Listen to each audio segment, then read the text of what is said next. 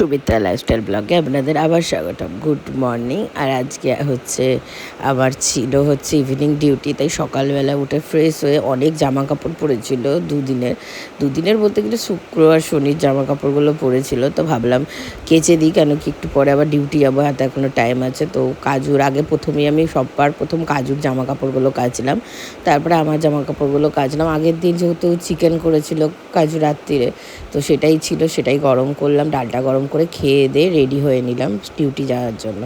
তো ডিউটি যাওয়ার পথে তো আবহাওয়াটা দেখে তোমাদের কেমন লাগছে অবশ্যই বলবে।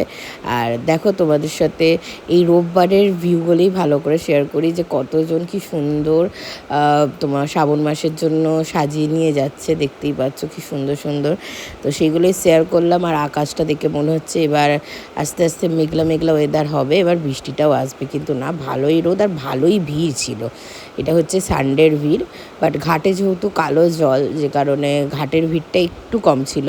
তারপরে ডিউটি করে এসে যখন আমি মায়ের দোকানে বসি, আর তখনই আসে টিম রাজা। এসে ওর খুব বায়না, খালি হাঁটবে, দেখো খালি পায়ে হাঁটছে, আর কী মজা, কিন্তু ওর হাতটা কাজুকে ধরে থাকতে হবে। দিয়ে তারপরে